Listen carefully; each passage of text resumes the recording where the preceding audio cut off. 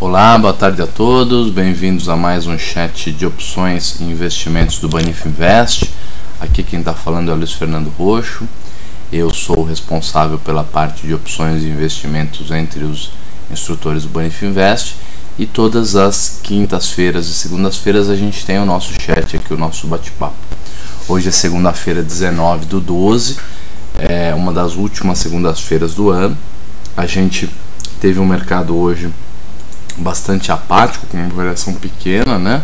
O mercado abriu levemente em alta, depois caiu um pouquinho e fechou afundando, né? Fechou bem mais fraco, fechou dando uma reforçada aí na queda, mostrando que pelo menos até agora não se teve muito ânimo para aquela puxada de final de ano que a gente tentou cantar aqui, mas por enquanto ainda não aconteceu.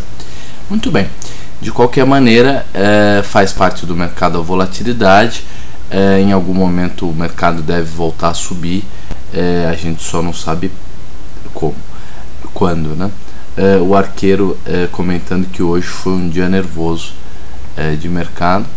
Eu não tenho acompanhado o mercado tão de perto, eu não acompanho mais o dia a dia, não faço mais giros tão curtinhos, né? Principalmente o que a gente faz é definir algumas estratégias aí no final do dia ou pela manhã, e aí durante o dia a gente vai executando as estratégias sem acompanhar tão de perto as microvariações, porque a gente acaba utilizando esse tempo para fazer outras coisas, aprender, planejar e coisas assim nesse sentido.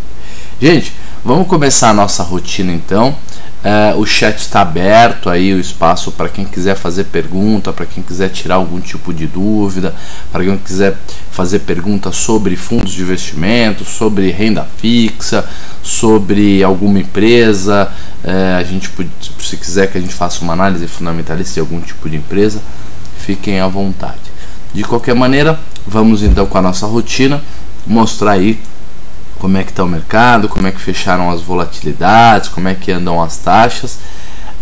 A gente já se acostumou com essa rotina, é uma rotina bem interessante, e depois com o tempo a gente vai falar das operações especificamente, aquelas operações que a gente tem acompanhado, que a gente tem feito, e depois de acompanhar as operações que a gente tem falado, que a gente tem feito nos últimos meses, a gente pode também ir tirando mais dúvidas, falando sobre algum assunto específico. Além disso, se tiver algum assunto que eu achar interessante durante o nosso bate-papo, eu dou uma parada, tiro um pouco da tela, volto para o meu rosto e a gente conversa um pouco mais sobre algum tipo de assunto que a gente considere importante, que a gente considere relevante. Eu comecei a ler um livro novo essa semana, vou mostrar para vocês daqui a pouquinho. É um livro mais de gerenciamento de projetos, mas tem muito a ver com como se montar um plano, como se montar um projeto, como se montar um sistema. Então acho que vai valer como dica para vocês para o dia de hoje. Então vamos colocar aqui primeiro na Petro A, né? Na planilha de Petro A, vamos acompanhar um pouquinho e aí eu já coloco o nosso livro. Antes disso, o Ailton está perguntando uma análise de fundamento de Gafisa, e o Apod está perguntando uma análise de fundamento da CSN. Então vamos dar uma olhadinha nessas empresas também. Estou entrando aqui no site que eu costumo acompanhar os fundamentos. Existem outros sites interessantes que mostram análise fundamentalista das empresas, mas eu acabei me acostumando com esse site aqui. Vamos lá, vou fechar aqui uma propaganda que tinha, e o site é o fundamentos.com.br. Muito bem, então a primeira pergunta que foi solicitada pelo Ailton é Gafisa, GFSA3. Enquanto isso eu vou buscando também. Enquanto isso eu vou buscando aqui o livro que eu tô lendo para mostrar para você.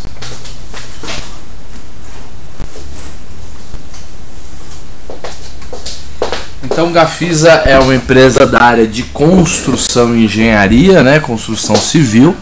Ela tem um valor de mercado hoje avaliado em 4 bilhões e 201 milhões.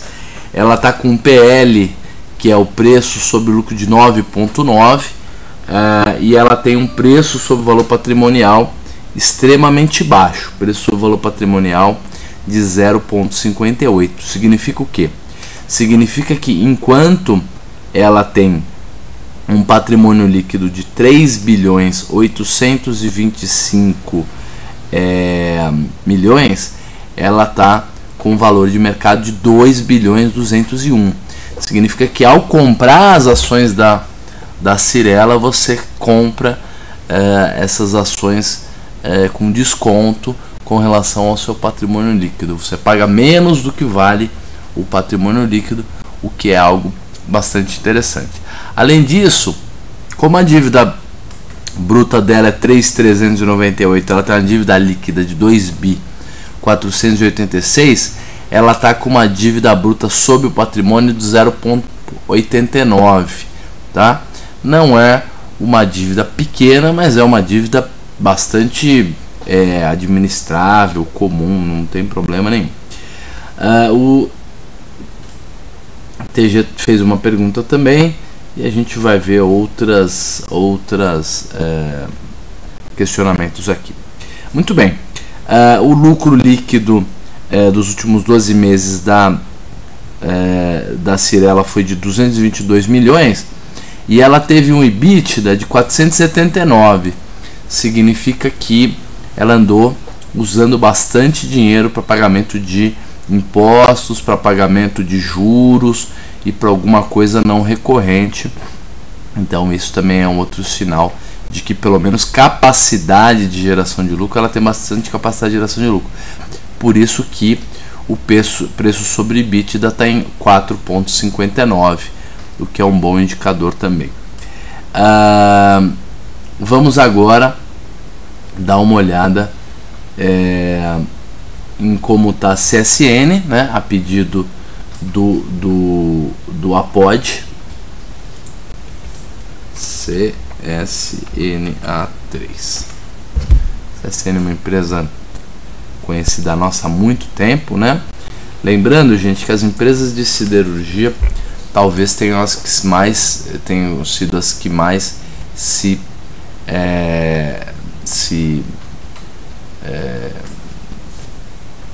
comprometeram, mais sentiram, mais se desvalorizaram aí nesse último ano, em que existe um risco grande de uma crise mais séria na Europa e de uma desaceleração na Ásia, principalmente na China. O motivo pelo qual as siderúrgicas têm caído, tanto o CSN quanto principalmente a Usiminas, né? Por exemplo, a CSN no ano de 2011 caiu 45%, nos últimos 12 meses está caindo 46%.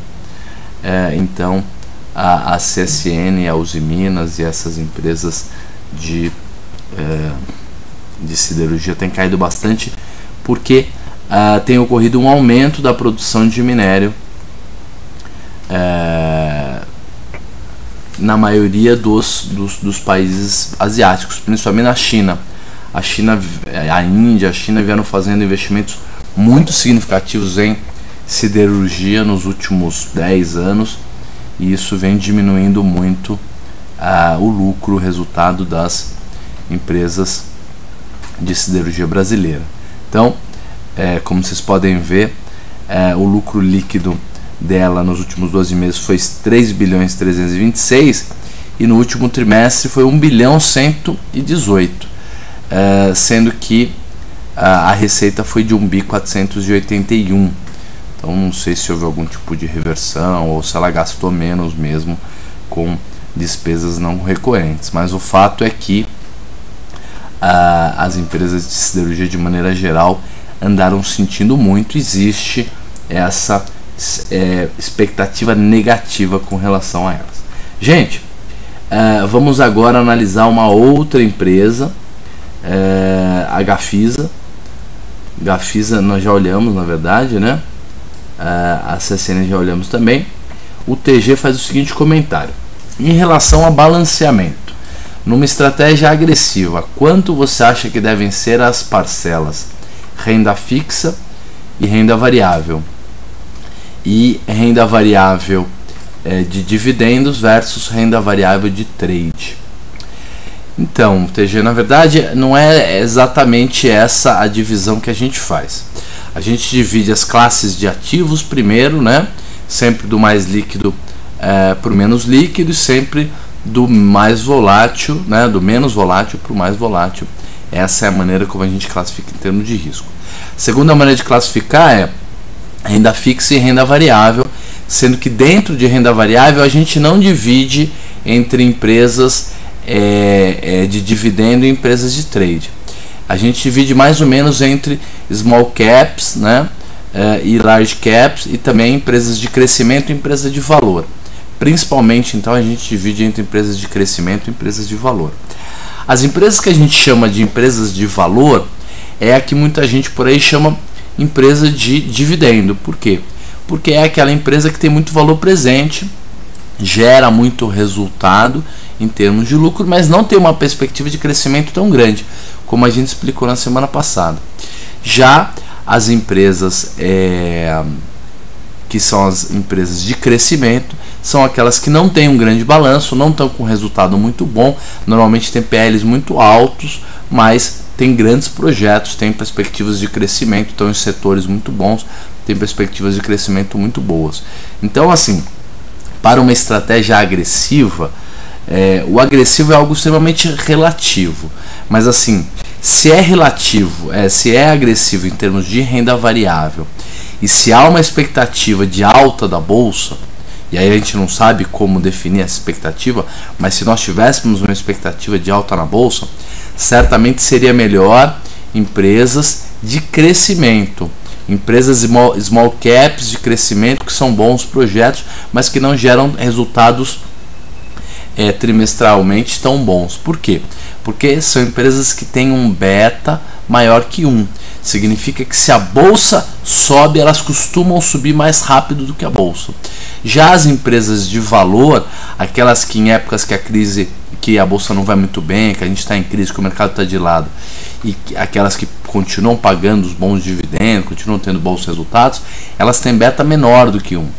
Significa que quando a bolsa sobe, ela sobe mais devagar, porque elas costumam ser anticíclicas. Como é uma empresa de saneamento, como é o caso da Sabesp, uma empresa de eletricidade, elas não são muito cíclicas, elas não dependem muito do mercado internacional nem da alta da bolsa. Então, uma estratégia agressiva apostando na alta da bolsa, você poderia focar um pouco mais em empresas de crescimento, as que você provavelmente chamou empresas de trade. E em períodos em que não se está muito otimista com a bolsa, aí o ideal seria mais empresas de valor, empresas com beta menor do que 1, do que empresas de crescimento, que são aquelas empresas que têm uma possibilidade de alta muito grande quando a bolsa sobe. A ideia seria mais ou menos essa. A Pod perguntou, não, quem mais? Aqui o Carlos está pedindo para a gente analisar RCID. Vamos ver aqui como é que anda a RCID. RCID é Residencial Rossi.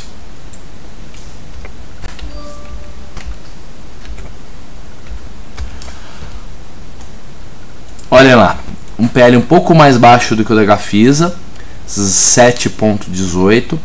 Preço sobre valor patrimonial de 0,87, quer dizer, você está comprando a construtora por menos do que ela tem de patrimônio líquido no balanço. Isso é muito interessante. Preço sobre EBITDA 6,18, mostrando que a diferença entre o lucro e o EBITDA está pequena. Precisaríamos entrar na empresa para entender um pouco melhor. A empresa tem um patrimônio líquido de 2.780, enquanto ela tem uma dívida líquida de 1.837, o que dá uma dívida bruta sobre o patrimônio líquido, que é isso aqui, ó, dívida bruta dividido pelo patrimônio líquido, de 1,17. Ela tem então uma alavancagem, né? Ela é alavancada e ela tem uma alavancagem financeira significativamente mais alta do que da Gafisa.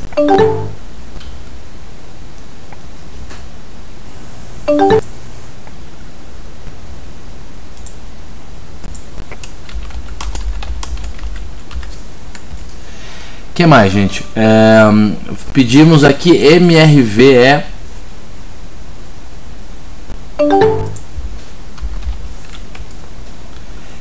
MRVE 3.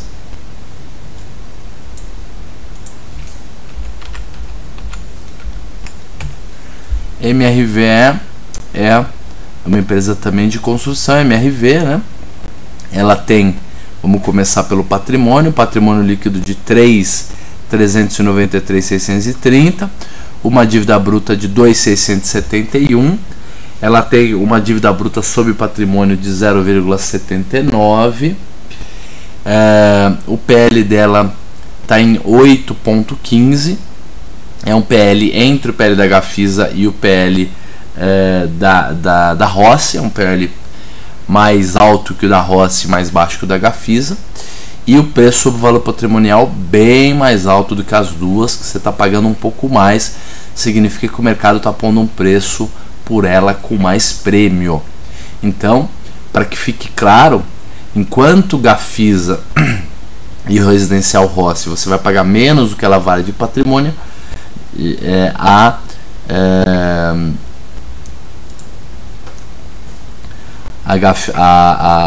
MRV a gente está pagando um prêmio, e é um prêmio exatamente porque acreditam no crescimento da empresa. Ela é uma empresa de crescimento, enquanto as outras empresas eram empresas que você pagava um patrimônio menor e o preço sobre o lucro era também mais baixo. É bem interessante a MRV, porque a MRV tem o PL mais baixo do que o PL da Gafisa, só que você paga um preço sobre valor patrimonial maior. Ela teve também um EBITDA de 754 milhões e um lucro de 700 milhões nos últimos 12 meses, e só nesse último trimestre ela teve um lucro de 208 milhões. Significa que ela tem um lucro estimado de mais ou menos uns 820 milhões, que é um lucro maior, uns 20% maior mais ou menos do que o lucro acumulado dos últimos 12 meses. Esse é um dos motivos pelo qual paga-se um prêmio maior pelo crescimento dela, porque de fato, considerando o lucro do último trimestre, já há uma projeção de aumento nos lucros, tá certo? Vamos dar uma olhada agora no balanço nos resultados da Vale.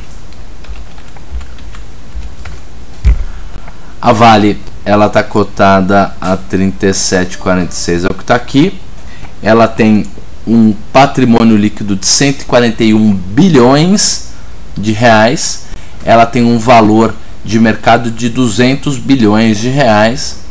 Ela tem uma dívida bruta de 45 milhões de reais. Ela tem uma dívida bruta sobre o patrimônio líquido de 0,33, então ela é extremamente menos alavancada e menos endividada do que as empresas de construção.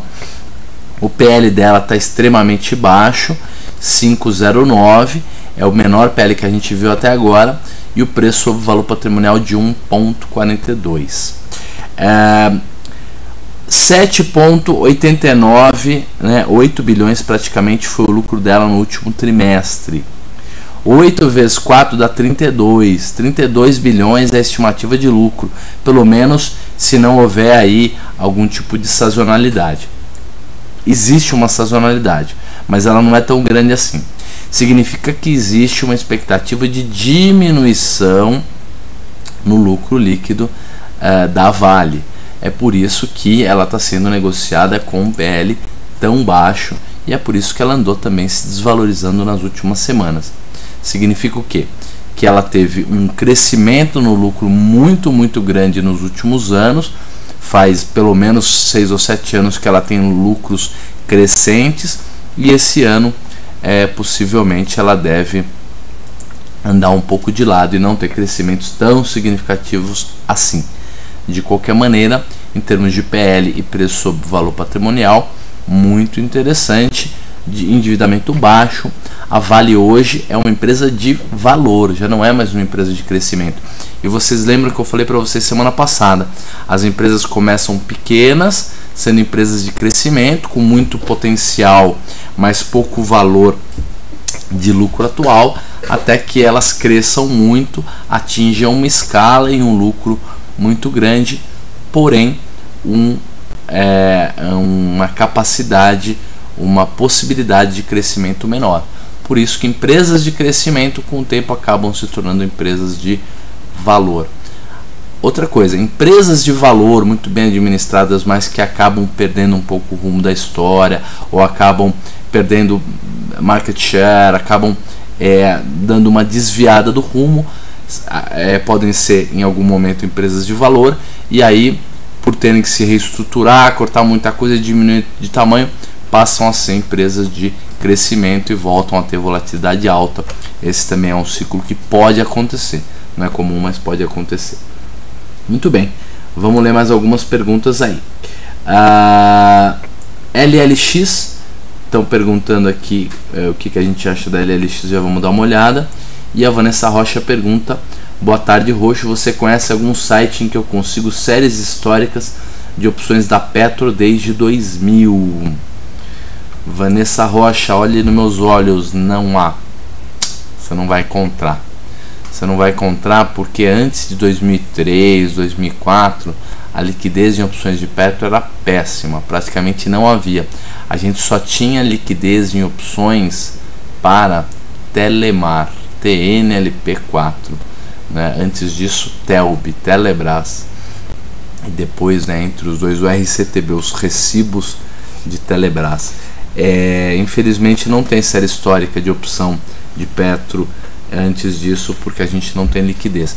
Eu uma vez tentei fazer com o Márcio nem trabalhava comigo ainda, a gente ainda era colaborador um do outro, e a gente pegou uma série histórica de 2003 e ela já era toda cheia de buraco, toda cheia de espaço.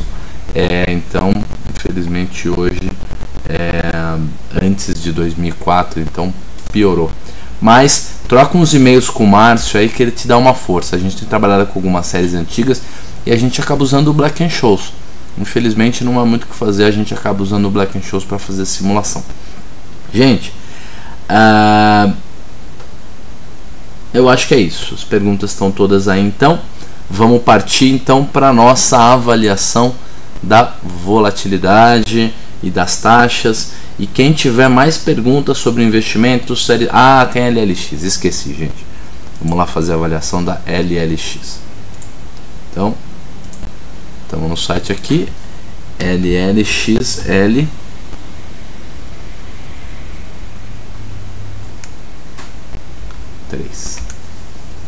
Que é a empresa de logística do grupo EBX, do Eike Batista, né?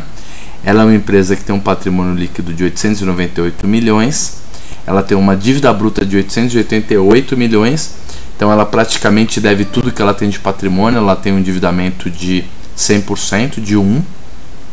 Ela não dá lucro, ela ainda é projeto, então não dá para falar sobre PL. PL dela é negativo porque ela é uma empresa que ainda dá prejuízo.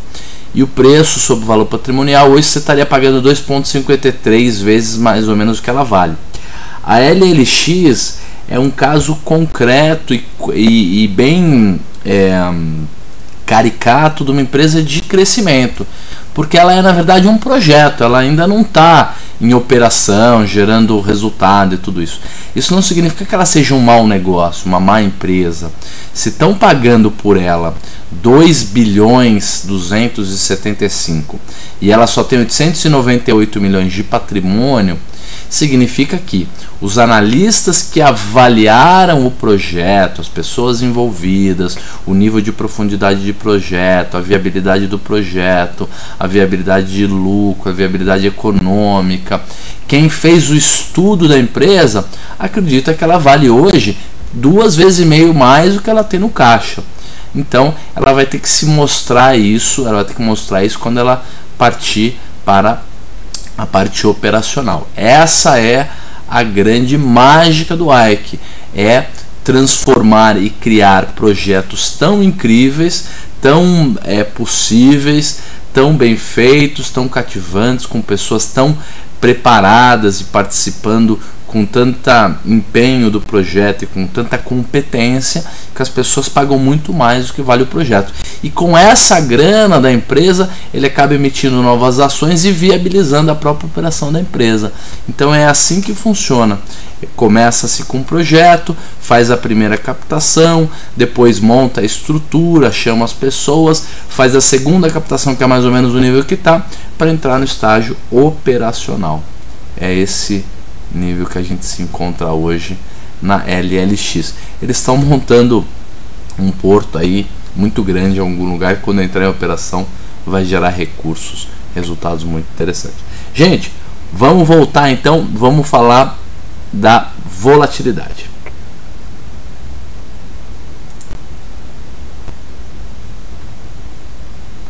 Vamos lá. Opções de Petro por vencimento A. Por quê? Porque hoje venceu as séries L, né? O Márcio até já está colocando a nova planilha, se é que não colocou a nova planilha lá na área de downloads. A Petro fechou a 21,12, afundou aí nas últimas semanas, caiu significativamente. As opções de preço de exercício R$20 estão custando R$1,79. O preço de exercício dela é R$19,66. Ela é mais ou menos R$1,50, R$1,60 dentro do dinheiro. A volatilidade implícita dela está em 30,65. Olha, o Márcio avisando que a planilha já está na central lá, gente. A volatilidade de Petro, volatilidade histórica de Petro em 31,31. A Petro A21, que é de 20,83 de preço de exercício, ela é mais ou menos uns 30, 40 centavos dentro do dinheiro. Ela está 91 centavos. Ela está com uma volatilidade de 27,84, mais semelhante às outras volatilidades das opções um pouco mais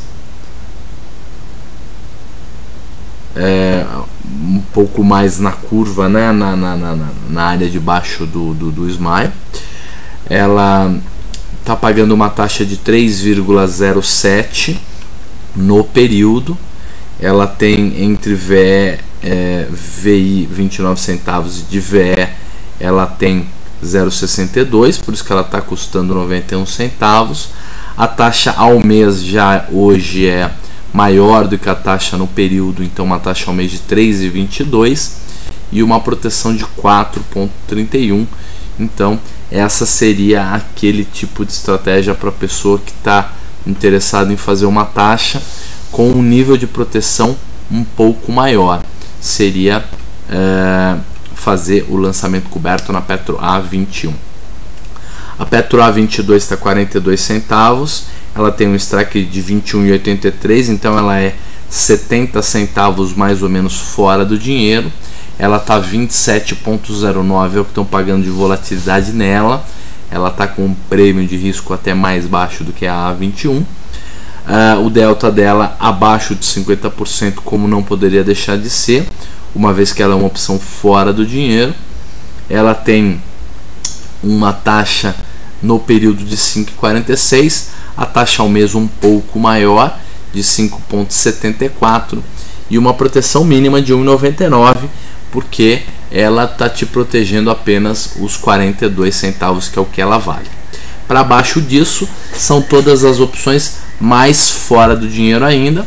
Petro A23 está custando 18 centavos, o strike dela 22,66, ela está com uma volatilidade de 26,2. A taxa que ela está pagando no período de 8,21 e 18 centavos de VI é o que ela acabou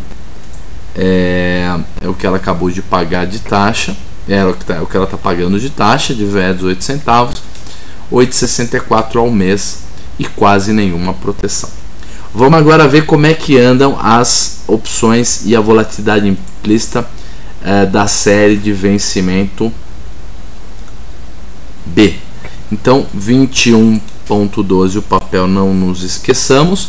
Petro B 19,277, o strike dela é 18,83, ela é aí, digamos, R$2 e pouco dentro do dinheiro, uma volatilidade implícita de 30,48 e 87% de delta e uma taxa no período de 2,62, o que dá uma taxa ao mês de um pouco mais que a metade disso. A taxa ao mês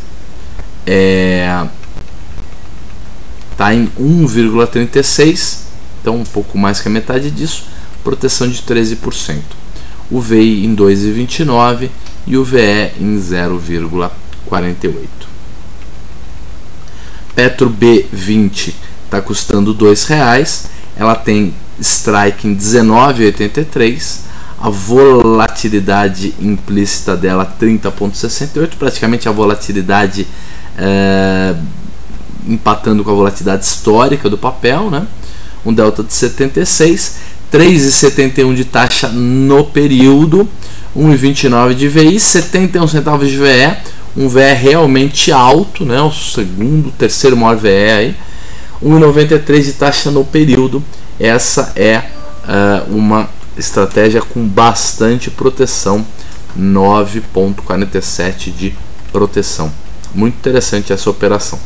Petro B21, Petro B21 custando 1,19, o strike de 21 mesmo, tá redondo, né? Esse aí é uma opção que começou a ser negociada um pouco mais tarde.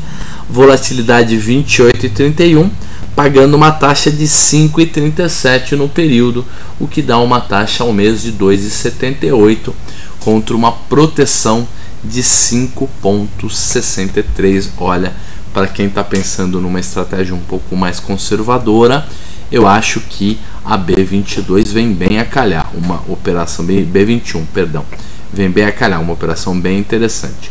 A Petro B22 um pouco mais otimista, um pouco mais fora do dinheiro, o prêmio um pouco menor, ela é de 21,83, ela é de fato uns 70 centavos fora do dinheiro, 74 centavos é o que ela está pagando de prêmio, 26,75 é o quanto tem de volatilidade implícita, delta abaixo dos 50%, 45%, 7,11 de taxa no período, o que dá 74 centavos de VE e uma taxa ao mês de 3,67%, proteção de 3,50%. Então, taxa ao mês de 3,67 e proteção de 3,50. Bem interessante essa operação também. Vamos agora para Vale, gente. Vale L.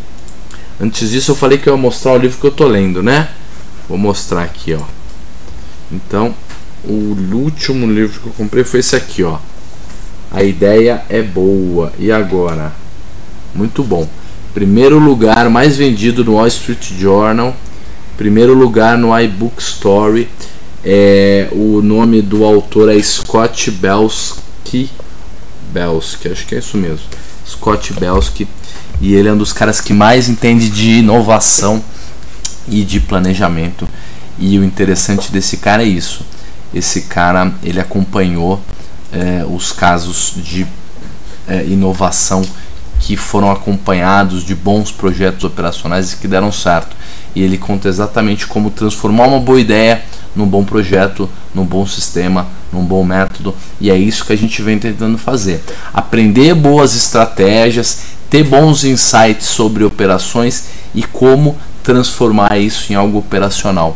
Muito legal o livro, já li mais da metade aí em 3 ou 4 dias. Tá certo que é um livro curtinho também, ele tem 250 páginas. Gente, vamos lá ver como é que tá a volatilidade das opções da Vale A. Muito bem. 36,80 tá o papel. A Vale A 38 é a primeira opção dentro do dinheiro que a gente tem.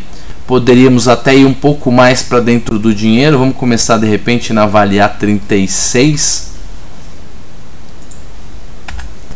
porque o papel andou caindo bastante, né?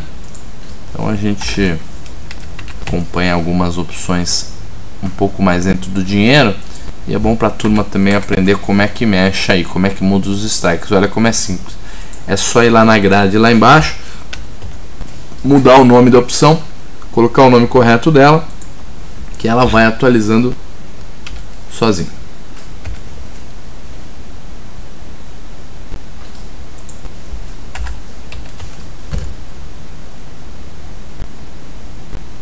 Legal, vou parar aqui na 48. Vamos lá, gente. Vale A 36. Preço de 3,41. O strike dela é de 34,14. Ela tá com uma volatilidade implícita de 40,76. É bem mais alta do que a do papel. Isso mostra que provavelmente ela fechou distorcida, tá?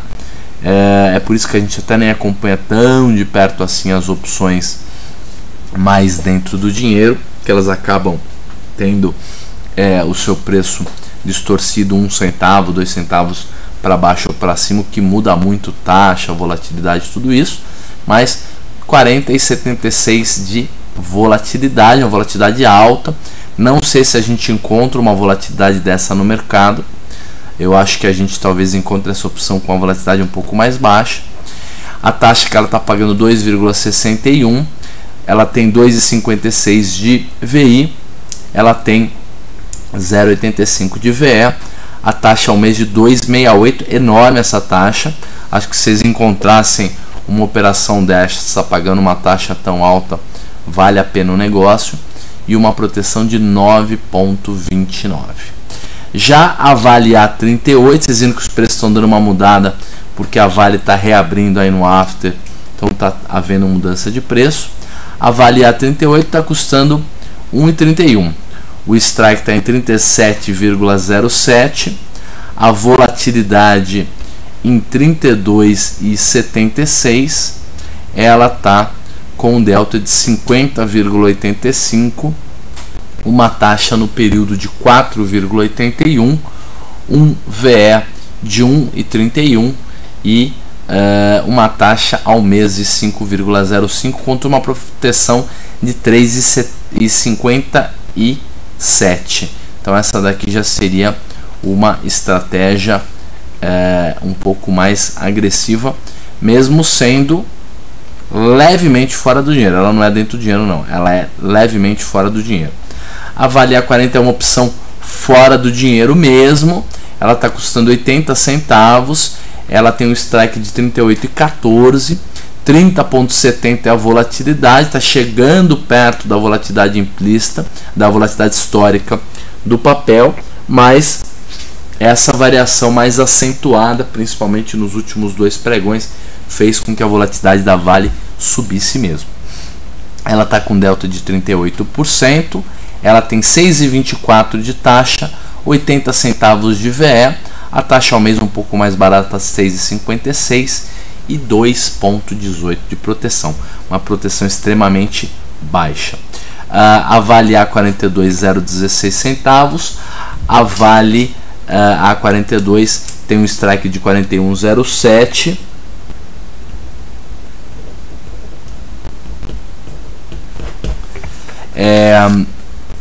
A volatilidade 29,44 e ela só tem 11% de delta, então realmente fora do dinheiro, pagando uma taxa de 12%.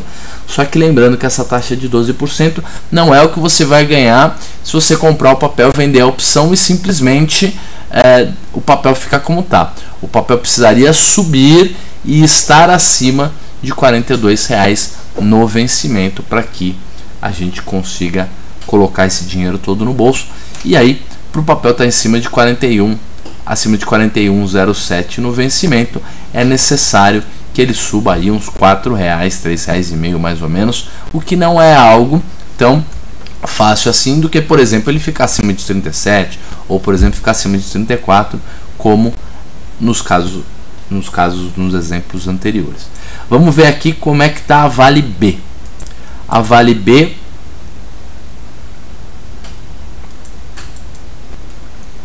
38 está 2,59. Vamos começar na Vale B36. Não sei se as volatilidades estão boas o suficiente. Não, essa daqui já está tão distorcida. Se a gente for na B36, não vai ajudar muito não. Vale B38, 2,59 de prêmio. Strike 36,14.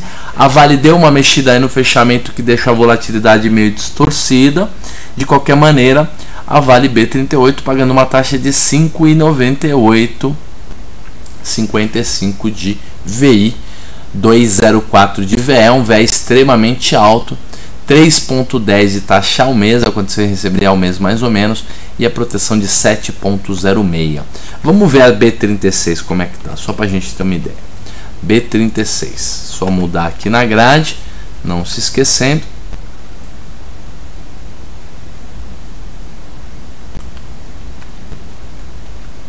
B36 está custando R$ 2,60, o strike de R$ 36, volatilidade de 33%, a taxa no período de 5,6, um VI de 71 centavos, um VE de 1,89, taxa ao mês de 2,87, uma bela taxa e uma proteção de 7,08.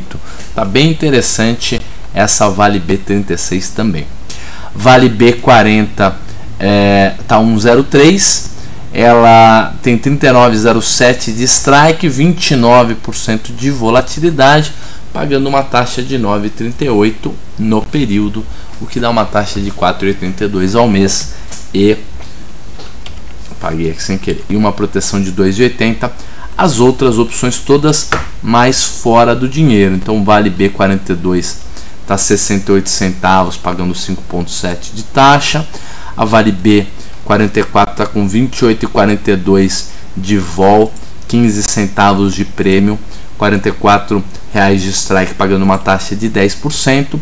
E da Vale B46 para baixo, todas as opções aí na casa dos 4, 5, 6 centavos, aquilo que a gente pode classificar tecnicamente como pó, né? E aí pagando taxas de 12, 15, 17 e 20% no período, o que ao mês daria um pouco mais que a metade disso. De qualquer maneira, já são operações e taxas bastante preços menores, né? Prêmios menores e taxas bem maiores, mas com a obrigação de que o mercado suba, o que não é tão simples assim. Vamos ver agora como é que anda a OGX. OGX vencimento A. OGX vencimento A. Lembrando que a OGX afundou, aí pegou nossa trava de baixa de mau jeito. Perdemos dinheiro na trava de baixa que fizemos no mês passado. A rolagem foi feita para esse mês, é possível também que gere algum tipo de prejuízo. Faz parte, as operações a gente monta e vai acompanhando, não há o que fazer. A volatilidade de OGX 36,41. Olha a volatilidade das opções de OGX para vencimento A, volatilidade implícita 49, 43, 40, 41, 44 e 45. Então, momento de paralisação para que a gente tenha uma percepção interessante. É a primeira vez em alguns meses que a volatilidade implícita supera a histórica para a maior parte dos ativos, né? Petro, isso aconteceu para quase todas as opções de vencimento A e B. Na Vale também a maioria está acima da volatilidade histórica, então a volatilidade implícita superando a histórica, é isso que a gente está mostrando para vocês. E na OGX também. Isso mostra o quê? Que houve de fato uma reversão aí nas expectativas em termos de variação.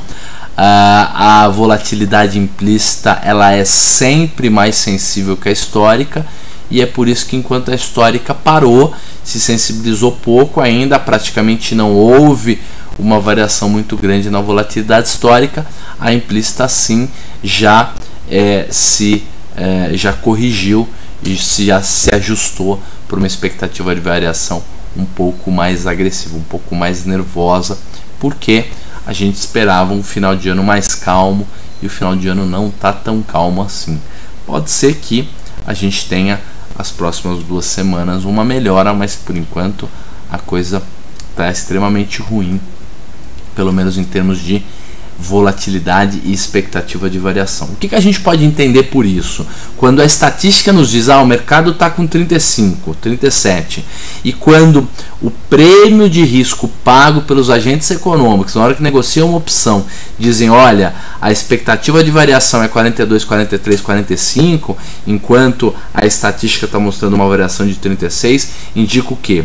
Que o mercado está mais nervoso, está mais apreensivo, está com uma expectativa de variação maior do que a estatística, do que a matemática poderia nos mostrar.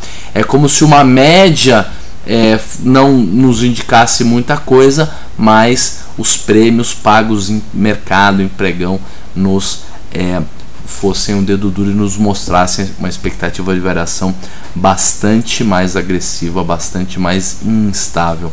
Então, eu gosto bastante de entender a volatilidade, a relação entre a volatilidade implícita e a histórica por conta disso, para a gente pegar de vez em quando essas distorções. Hoje, o que quer dizer isso? O que significa que a volatilidade implícita é mais sensível e agora a expectativa de variação é muito maior e mais agressiva do que a estatística poderia nos indicar?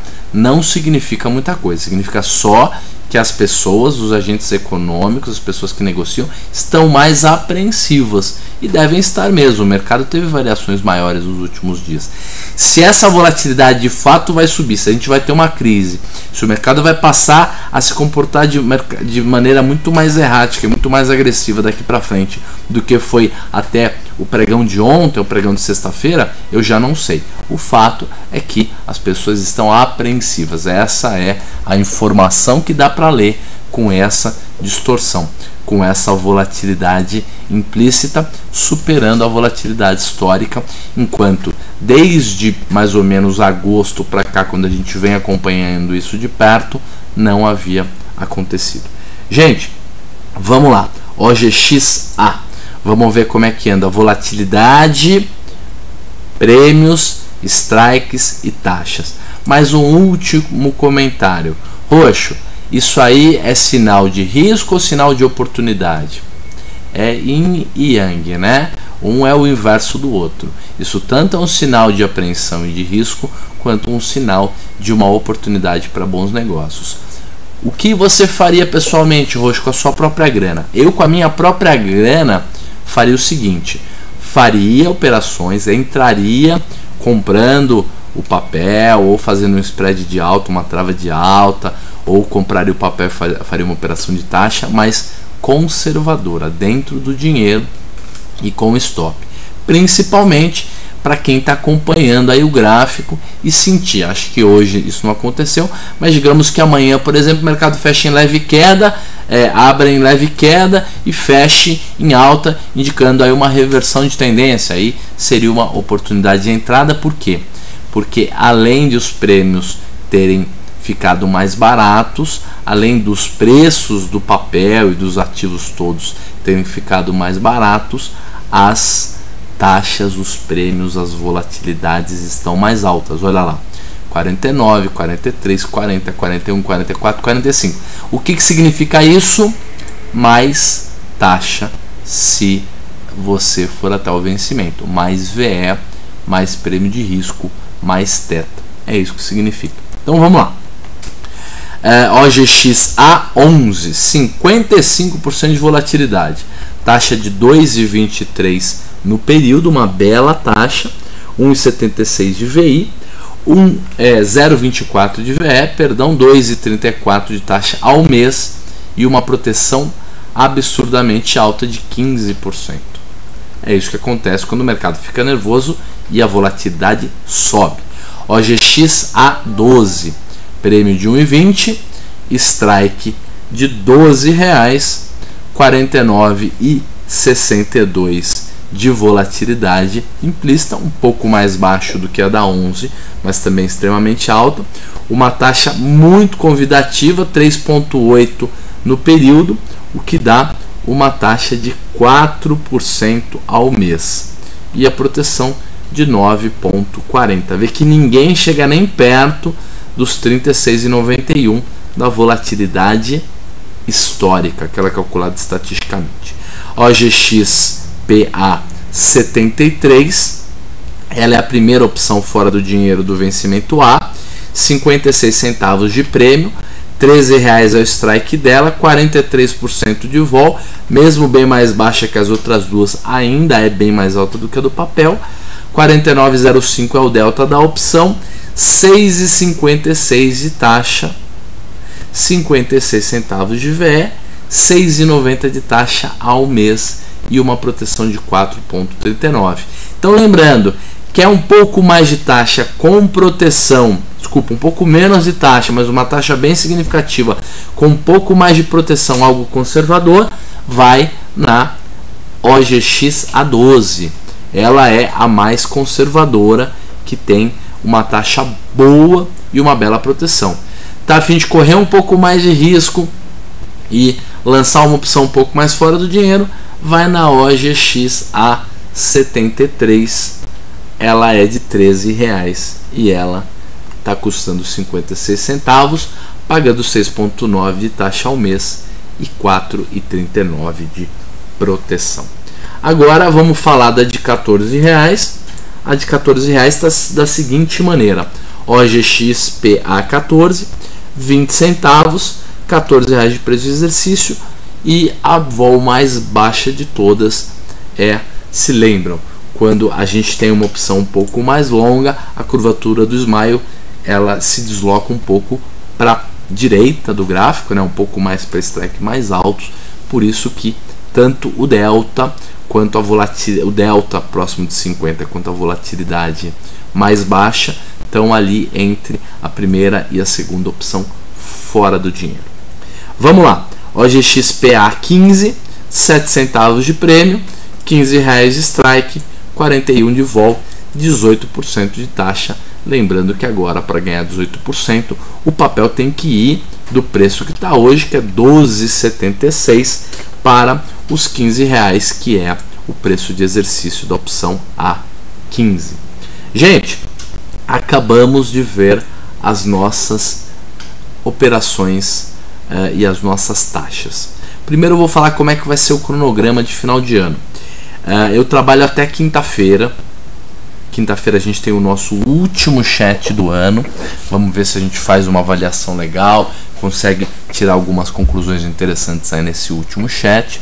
Depois, na semana que vem, que é a semana entre o final, entre o Natal e o final do ano, a gente não trabalha nem na segunda nem na quinta. E aí, na primeira semana do ano, segunda-feira provavelmente a gente não trabalha, devemos trabalhar só lá na quinta-feira, que vai ser em janeiro. Deixa eu ver aqui no meu calendário quando é que é isso. Janeiro, quinta-feira, então 5 de janeiro provavelmente vai ser a próxima, vai ser a nossa primeiro encontro de 2012. Gente, mesmo que a gente tenha uma avaliação para ser feita na semana, nessa quinta-feira agora, a gente vai ter mais ou menos, vamos ter que contar um pouquinho o que a gente fez nesse semestre, o que a gente aprendeu, o que a gente criou. A gente tem 3 estratégias em paralelo, todas elas sendo feitas e acompanhadas semanalmente, as 2 vezes por semana, e sem mudar nenhum tipo de regra. Não fizemos nenhum tipo de alteração ainda, a não ser algumas alterações iniciais, marginais, e a gente está esperando um pouco mais de tempo para poder fazer o quê? Primeiro uma avaliação, depois um estudo de melhoria, em terceiro lugar uma classificação para confecção de uma nova versão desses modelos. A gente tem 3 estratégias rodando em paralelo. A primeira estratégia que a gente tem rodando em paralelo foi a primeira que a gente fez, que é um lançamento coberto. A gente comprou o papel, lá no mês de setembro, e aí viemos de lá para cá fazendo lançamentos cobertos, só que ao invés de simplesmente lançar uma opção, a gente lançava a primeira opção fora do dinheiro e depois comprava a segunda opção fora do dinheiro. Então, é a compra do papel de um lado e uma trava de baixa do outro. Por que trava de baixa? Venda de uma opção mais cara, compra de uma opção mais barata. Para que serve essa estratégia? Para que ela funciona? Ela funciona para algumas coisas. A primeira delas é: o sujeito comprou o papel como um investidor de longo prazo, ele acha que o papel vai se deslocar, vai ter um bom comportamento nos próximos anos, mas ele acredita que, além disso, ele pode colocar alguma grana no bolso, algum recurso no bolso mensalmente, ou na média, algum recurso no bolso nesse período todo, para que ele consiga ir diminuindo, baixando o preço médio de compra do papel. Então, essa é uma das estratégias, é um dos motivos pelo qual a gente faz a trava de baixa. Segunda, o sujeito tem o papel, gosta de fazer o lançamento coberto, mas o preço de custo dele está muito alto, ele não pode se livrar, não é que ele não quer se livrar, ele não pode se livrar, vender o papel para não realizar um prejuízo. Então ele vai fazer isso. Nos dois casos, o papel não importa tanto. O que importa é a gente, junto com o rendimento do papel, conseguir agregar valor através dessas travas de baixa. Até agora, a estratégia como um todo tem dado o seguinte resultado. Vamos ver aqui, ó. Vou alterar da planilha tradicional para a nossa planilha de lançamento coberto. Tá aqui, ó. Vejam bem. 21,08 é o preço que o papel está agora, 21,04, houve aí uma diminuição de novo no preço da Petro aí no after. O nosso preço médio do papel é 21,28 e por um motivo, né, por uma razão aleatória, mas extremamente coincidente, com muita coincidência, o resultado da estratégia agora está zerada, tá? Então, entre o preço que nós pagamos no papel lá atrás e as nossas estratégias de trava de baixa, a gente está empatado. A gente chegou a estar ganhando bastante grana quando o papel fez as primeiras altas, depois ele deu uma afundada e diminuiu o resultado, a gente teve que fazer diversas rolagens, depois o mercado subiu de novo, o resultado se tornou bom novamente, e agora o mercado caiu e a gente voltou a ter um resultado ruim. O que a gente pode aprender com isso? A gente pode aprender algumas coisas interessantes com isso. Primeira coisa, o mercado pode ter muitos tipos de comportamento. Às vezes boas estratégias dão lucro e às vezes as mesmas estratégias dão prejuízo. Segundo, a gente tem que pensar quando é tempo suficiente para avaliar. Será que setembro, outubro, novembro, dezembro, 4 meses já é um período suficiente para a gente mudar a estratégia? Porque a estratégia não está dando certo, a gente não está ganhando dinheiro com a operação está dando prejuízo, né? Por quê? A gente teve ganhando, voltou, teve ganhando e agora a gente está empatado. Isso não é um bom resultado. O que a gente poderia fazer? O que a gente vem conversando sobre fazer lá atrás é assim: arrumar uma maneira de guardar um pouco melhor os lucros acumulados.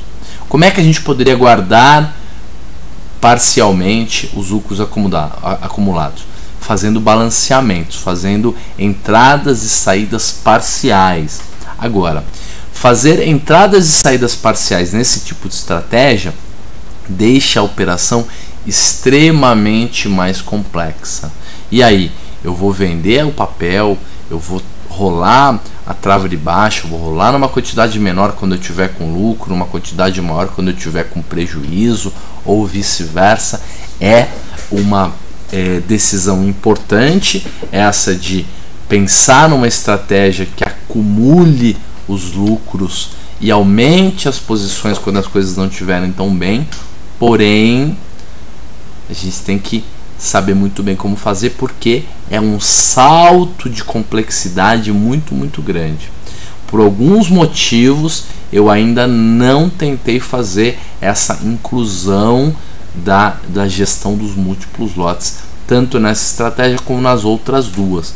Mas eu acho que o que fica a direção de casa para a gente é pensar de que maneira que, quando a operação foi legal e deu lucro, a gente poderia ter guardado um pouco desse lucro. E quando a operação abriu, começou a dar prejuízo, como é que a gente poderia ter aumentado um pouco mais a operação, imaginando que ela pudesse melhorar depois. Isso teria acontecido. Teria acontecido e seria lucrativo. Seria lucrativo, porém, e só apenas porque o mercado ficou oscilando dentro de uma faixa de preço. Se a gente tivesse uma grande tendência de alta ou uma grande tendência de queda, por exemplo, talvez guardar os lucros em épocas boas e aumentar as operações em épocas ruins talvez não tivesse dado certo. Então a questão é, devemos fazer isso, sim ou não? Segunda questão, como fazê-lo, né?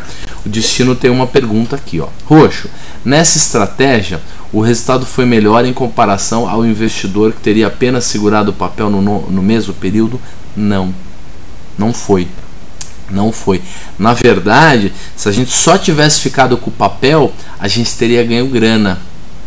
Por quê? Porque o que deu prejuízo foi ter que ficar fazendo essas rolagens para baixo e para cima nessa trava. Então deem uma olhada, vamos ler aqui, ó, o nosso plano de lançamento coberto para ver como é que foi feita a primeira estratégia. Olha lá, o preço do papel foi comprado a 20,61. Olha lá, o papel foi comprado a 20,61 e agora ele está custando 21,04. Então, se a gente não tivesse feito todos os salamaleques e rolagens de tudo isso, a gente estaria ganhando o quê? 60 centavos, 40 e poucos centavos. Enquanto a gente está ganhando apenas 1 centavo. Então, não apenas a gente não está com um resultado muito bom no papel, mas pior do que isso. Se a gente tivesse só com o papel, teria sido melhor do que se a gente tivesse feito a estratégia. Agora a gente começou a pensar. Eu não estou aqui para dar uma fórmula secreta que a gente vai sair ganhando dinheiro, porque ela não existe. Não paguem R$1.000, R$2.000, R$3.000 em cursos para aprender uma fórmula secreta, porque ela não existe. A gente está aqui para quê? A gente está aqui para se questionar e para definir boas estratégias que a gente possa fazer com a nossa grana, que a gente entenda cada aspecto dela, que a gente possa avaliá-la e reavaliá-la no futuro. Gente, o que está acontecendo aqui? Vocês se lembram que a regra era: se o preço da opção vendida Petro A23 se tornar menor do que 1% do valor do papel, que nesse caso é R$21, se A23 for menor do que 21 centavos, nós vamos fazer uma rolagem. Outra coisa, nós vamos fazer uma rolagem para o próximo vencimento, que é o vencimento B, se faltar mais do que 20 dias úteis. Desculpa, se faltar menos do que 20 dias úteis. Como faltam exatamente 20 dias úteis, o que nós vamos fazer? Nós vamos simplesmente rolar Petro A23 e Petro A24 para onde? Nós vamos rolar elas para Petro A20 com Petro A23. Não é isso? Primeira fora do dinheiro, Petro A20, Petro A22. E a segunda, Petro A23. Nós vamos rolar para essas duas. Primeiro a gente tem que acumular o que? O resultado que a gente está tendo na trava de baixo. Então a gente vai lá e a gente vai acumular esse resultado. Qual foi o resultado que a gente está tendo na trava de baixo? É só fazer a conta aqui, ó. A gente vai pegar o que a gente recebeu menos o que a gente pagou. Tomara que não dê referência circular. Não deu. 36 centavos é o que a gente recebeu para fazer a trava. Porém, para sair dessa trava agora, a gente teria que pagar quanto? A gente teria que pagar 11 centavos. Por quê? Porque a gente tem que pagar 18 nessa e receber 7 centavos nessa. Então a gente teria que pagar 11 centavos. Então 0,36 menos 0,11 significa o quê? Significa que a gente conseguiu baixar o nosso preço de custo dessa opção em 25 centavos. Então a gente vai pegar e vai diminuir o nosso preço de custo em 0,25 centavos o nosso preço de custo. Então caiu 25 centavos e a gente foi lá e deletou a estratégia. Então vejam como de fato a gente desmontou a trava ganhando os 25 centavos. Agora, o que nós vamos fazer? Agora nós vamos pegar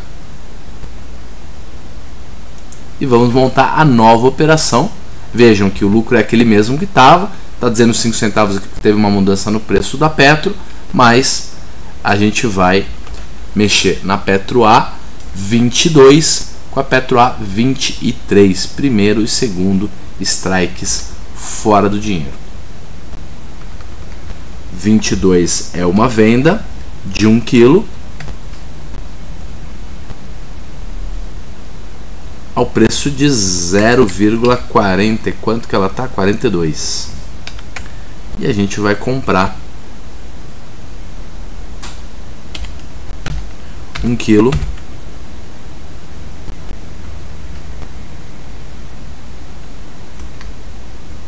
a 0,18 centavos. Muito interessante. Acho que assim, uma das coisas mais importantes que a gente precisa levar desse período, acompanhando estratégias com opções, acompanhando rolagens, acompanhando resultados, vendo o resultado melhorando ou piorando, é o seguinte: não se pode avaliar uma operação em um mês, porque essa operação em um mês estava fantástica, estava dando um baita lucro, então em um mês ela é uma boa operação? Ela não era uma boa operação ainda, não dá para chegar a essa conclusão. Não dá para avaliar uma operação em 2 meses, porque em 2 meses ela piorou, ela estava boa e se tornou pior. Depois em 3 meses, no terceiro mês ela melhorou muito, ela estava com lucro bem interessante, e agora ela zerou. Então, uma questão importante com relação a finanças é quando é tempo suficiente para a gente concluir se a estratégia é boa ou não, ou há tempo suficiente. Isso é algo que a gente vai se questionar durante bastante tempo, mas vamos chegar a algumas conclusões. O fato é o seguinte: fizemos testes estatísticos de 10 anos de séries históricas e chegamos à conclusão de que essa é uma das melhores estratégias que teriam sido aplicadas nos últimos 10 anos. Muito bem. Feito isso, a gente começou a simular a estratégia na prática. Por enquanto o resultado não está ruim, não está bom. Não tem problema, vamos continuar montando e daqui a pouco a gente vai começar a colocar novas camadas de regra para deixar as coisas um pouco mais complexas, não no intuito simplesmente de complicar as coisas, mas no intuito de melhorar os resultados. Talvez guardar um pouco do lucro quando ele estiver bom e aumentar um pouco da operação quando o resultado estiver ruim. Isso pode ser feito. Gente, vamos ver a segunda estratégia que a gente vem acompanhando. Qual que é a segunda estratégia? Vamos pelo grau de dificuldade, né? Não pelo grau temporal. A segunda estratégia é a trava de alta. Nós fizemos uma trava de alta em OGX. Nós começamos com o OGX num preço extremamente alto, né? Por isso que extremamente alto não, a gente não sabe quando é alto, mas para o preço de agora 12,71 ela estava alta. Eu não sei se no nosso plano a gente chegou a escrever quanto que estava o preço da OGX. Vamos ver se a gente escreveu. Olha lá, temos o preço do papel no dia 7/11/2011 em 14,55. Uma outra coisa interessante, do dia 7/11 para cá, a operação deu prejuízo, chegou perto do stop, deu um baita lucro, depois caiu de novo e está dando um prejuízo bem significativo. Está dando um prejuízo significativo não só no primeiro mês que a gente montou, que foi o vencimento L, né? O vencimento L deu um prejuízo, como agora a gente está no vencimento A. Quanto está custando, quanto está valendo a nossa trava de alta para o vencimento A? Nossa trava de alta agora está valendo quanto? 1,20 menos 56, 64 centavos é o que está valendo em termos de preço de mercado. Tá vendo aqui, ó? 6,4 mil reais a cada 10 quilos montados, o que dá 64 centavos a cada unidade. Nós montamos ela com 68 centavos, foi o preço pelo qual a gente montou. Além disso, a gente está com prejuízo acumulado total de R$ 3.500. Por quê? Porque a gente carregou, vejam aqui a equação, a gente vem carregando um prejuízo de R$ 3.100 do vencimento A. Por isso, ó, essa é a equação normal, C17 menos E17, e eu incluí lá um menos R$ 3.100, que é o que a gente já estava perdendo. Então, estamos perdendo R$ 400 no vencimento A. Esse vencimento A, que começou agora na quinta-feira, que a gente fez a rolagem, já está perdendo 400, e a gente veio carregando um prejuízo negativo, um resultado negativo de R$ 3.100. Vamos acompanhar, tudo vai depender nos próximos 12 meses de qual vai ser o comportamento da OGX, tá certo? Se a OGX parar de cair agora, começar a subir, ficar bastante tempo subindo, nós vamos recuperar esse prejuízo e vamos ganhar dinheiro. Nesse caso específico, são estratégias de trava de baixa levemente dentro do dinheiro. Então não há nem necessidade do papel subir, ele só não pode cair, tá certo? Então é uma estratégia a favor da probabilidade. Se a gente tiver um 2012 relativamente calmo, otimista, se no final do ano ele fechar meio no 0 a 0 e tiver mais meses de alta do que meses de queda, provavelmente essa estratégia vai ser lucrativa, vai ser vencedora. Vamos acompanhar. Por enquanto, não estou pensando em incluir nenhum tipo de regra adicional. Vamos esperar essa operação chegar em 5, 6, 7 meses para a gente poder criar algum tipo de regra adicional. Qual seria a regra adicional? Alguma regra semelhante à regra do lançamento coberto, que é montar posições, se o resultado estiver muito bom, fazer desmontes parciais, guardar esse lucro, quando a situação piorar e o papel cair bastante e você tiver com uma posição um pouco menor, aumentar um pouco. Então fazer o que? Guardar um pedaço de lucro quando as coisas estiverem muito boas e aumentar um pouco o tamanho das operações quando o mercado estiver muito ruim. É assim que a gente deveria fazer. Gente, nós temos um stop nos 35 centavos. O que a gente faz na hora que a gente for estopado? A gente já monta uma operação para o mês seguinte ou não? Isso também não está no nosso plano. Acho que a gente pode definir isso na quinta-feira para fechar o ano com o plano da trava de alta um pouco mais bem definido. Então a questão é: fui estopado na trava de alta em 35 centavos, que é o meu lugar de stop. O que eu faço? Espero um dia, 2, 3, uma semana para montar de novo. Já monto de novo uma trava para o vencimento seguinte. Se faltar mais de 20 dias, menos de 20 dias, monto no mesmo vencimento. Essa é uma questão relativamente importante. Gente, vamos agora para a nossa terceira estratégia, que é a estratégia de Delta Hedge. É a mais complexa delas. E vamos ver como é que ficou o nosso Delta Hedge. Já estamos no vencimento A, faz mais ou menos uma semana e meia. Isso nos ajuda, porque o vencimento A tem gamas menores, então nosso gama fica menos negativo. Isso faz com que o delta também fique um pouco mais fica um pouco mais em ordem, tá? O resultado acumulado da estratégia até agora, eu precisaria refazer as contas, eu não sei se é exatamente os 7 mil de prejuízo, mas o fato é que eu postei aqui o nosso preço de custo. Deixa eu ver se está certo isso aqui. É isso aí. Então eu trago lá da Vale L um prejuízo acumulado de um determinado valor, e é por isso que a gente está com esse prejuízo acumulado. Eu precisaria fazer as contas de todos os ajustes para ver se o prejuízo é esse mesmo, mas de fato a gente está perdendo grana também no Delta Hedge. Está vendo que as estratégias todas de venda de volatilidade não estão boas, por alguns motivos. Primeiro, que a gente começou a montar as estratégias em períodos em que os papéis estavam levemente mais altos do que agora. Apenas a Petro que não, porque a o lançamento coberto da Petro a gente fez em setembro, mas o resto a gente começou entre outubro e novembro. Segunda coisa, a volatilidade subiu e a gente vendeu volatilidade, então é comum que a gente esteja perdendo dinheiro. Terceiro, nós não montamos essa estratégia para fazer uma semana ou duas, a gente montou isso para acompanhá-la no longuíssimo prazo. Então esse resultado de curto prazo não é tão significativo para a gente.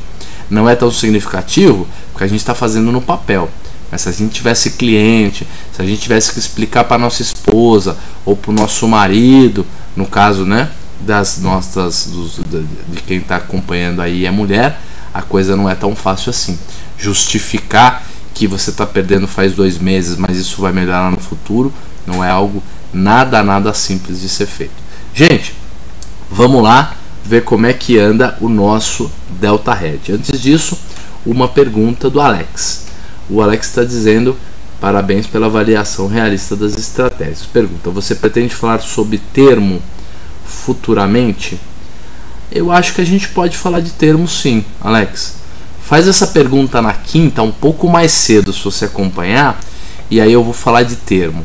Vou falar de termo na maior parte das vezes bastante mal, mas podemos também falar sobre outros aspectos que não os negativos, se é que eles existem, né? Porque a maioria dos aspectos sobre termos são negativos. Vou mostrar algumas maneiras de fazer alavancagem também, sem que a gente precise de termo. Obrigado, Alex. Lembre, por favor, de voltar com essa pergunta na quinta-feira. Gente, vamos lá fazer o ajuste do nosso Delta Red que anda mal das pernas. Vamos lá. O que nós temos que fazer? Se o Delta está levemente negativo, nós temos que vender aí uns 20% de Delta. Se a opção que nós estamos vendido está com 30%, 38%, quase 40% de Delta, é só vender meio quilo dela, não é isso? Mais ou menos isso. Então vamos ver como é que ficaria se a gente simplesmente vendesse mais 0,5, meio quilo dela.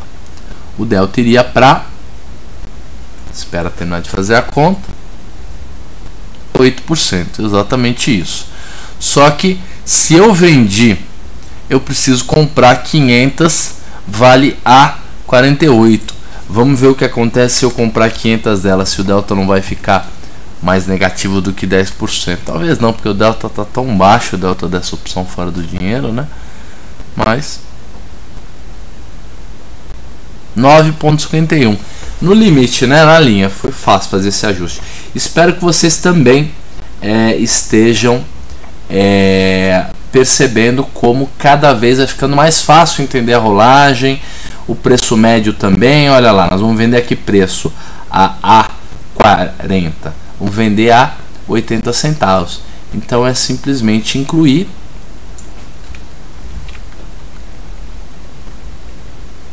mais uma venda a 80 centavos de 500 opções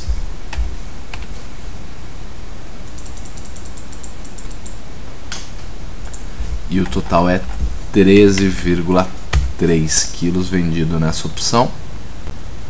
Então a equação tá assim, ó, ainda tá pequena perto de como ficou a nossa L.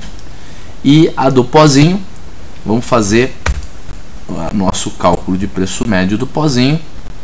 Também mesma coisa, inclui um parênteses com a compra de 500 opções ao preço de 1 centavo e 3,3 é o total que nós estamos comprados nela. E a equação fica assim. Olha lá que interessante. Gente, fizemos então os nossos ajustes todos, arrumamos todas as equações, estamos ficando craque em Delta Red. Delta Red não é o conceito simples. Você vai nas mesas de operações aí, 90% das pessoas, dos operadores que se dizem profissionais em mercado financeiro, não sabem fazer essa estratégia, não sabem fazer uma rolagem de termo, não sabem, de Delta Red, não sabem fazer um ajuste dinâmico de Delta Red, algo que a gente está aprendendo aqui e que não é nenhum bicho de 7 cabeças. É algo complexo, é algo que tem um resultado variável muito grande, principalmente se a gente está mexendo só com opções, como é o nosso caso. Mas não é nenhum bicho de 7 cabeças. Gente, são 7h33, passou o nosso horário. Eu quero agradecer todo mundo que participou do nosso chat hoje. Um público bem que ficou até o final, aguentou aí esse monte de coisa difícil que a gente fala e de estratégias não tão fáceis e intuitivas assim. Então, muito obrigado para todo mundo. Tenham uma ótima semana. Não deixem de acompanhar o mercado, porque essas últimas 2 semanas é quando as coisas acontecem, é quando a coisa realmente fica agitada. Eu saio de férias na semana que vem, mas levo o note, acompanho lá de onde eu estiver da praia o pregão, porque é uma das épocas mais divertidas do ano. Gente, um abraço então, fiquem bem, tenham uma boa semana, peguem leve e nos vemos na quinta-feira.